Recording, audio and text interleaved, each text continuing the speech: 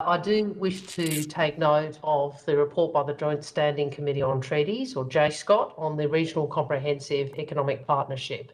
And there are particular aspects of the report I would like the Senate to note, and they are the committee's considerations and recommendations in relation to the situation in Myanmar, which of course would be a party to the RCEP as an ASEAN member state. So at the outset, I want to reiterate Labor's view that the 1st of February coup against the democratically elected government of Myanmar by the Tatmadaw was a direct attack against Myanmar's ongoing democratic transition. And I reiterate my concern and frustration that the Morrison-Joyce government has not taken sufficient action to put pressure on the leaders of the coup. Labor immediately condemned the coup and the subsequent violent crackdown against peaceful protesters across the country, in which over 1,000 innocent civilians died. On the 2nd of February, we called on the government to review Australia's defence cooperation with the Tatmadaw and other bilateral cooperation, and to consider implementing targeted sanctions against those responsible for the coup. Unfortunately, it took more than a month for this government to suspend military cooperation with the Tatmadaw, although, of course, the opposition welcomed this decision when it was finally made. In April, we called on the government to provide visa pathways for at-risk Myanmar nationals so they could remain in Australia. And once again, about a month later, the government said that those on temporary visas could apply to extend their stay. But now 7 months have passed since the coup, and the Morrison-Joyce government has still not implemented any additional targeted sanctions against those responsible for the coup and human rights abuses in Myanmar. And this is despite many of our like-minded partners taking strong action. The European Union has sanctioned 43 individuals and 6 entities. The US has sanctioned over 50 individuals and 20 entities.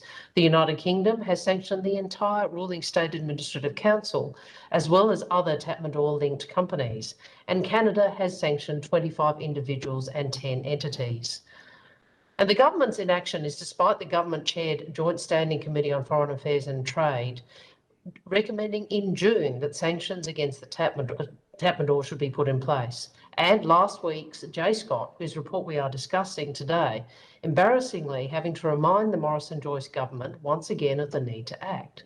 So we have a government-chaired parliamentary committee reminding the government to follow through on a recommendation of another government-chaired parliamentary committee to do something the government should have done months ago.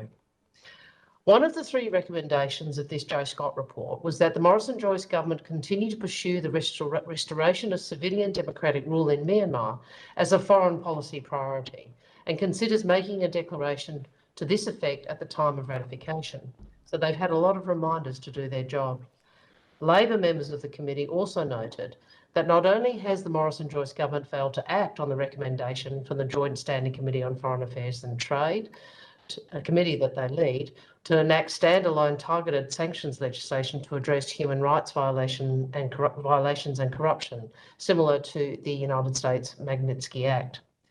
In the meantime, Labor members of the committee have again called on the government to, under existing mechanisms, sanction additional senior members in the Tatmadaw and Tatmadaw-linked entities who have directly played a role in the overthrow of democracy and the subsequent violent suppression of protests. Indeed, the JSCOT as a whole supported Labor's view in this report that submissions highlighted the importance of enacting Magnitsky-style laws and the relevance of these laws in responding to the situation in Myanmar.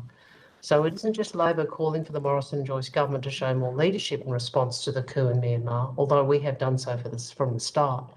It is also members of the government themselves, members of the Morrison-Joyce government being the Prime Minister and the Foreign Minister to take action. And the reason is simple. The Morrison-Joyce government's refusal to implement any sanctions since the coup sends precisely the wrong message.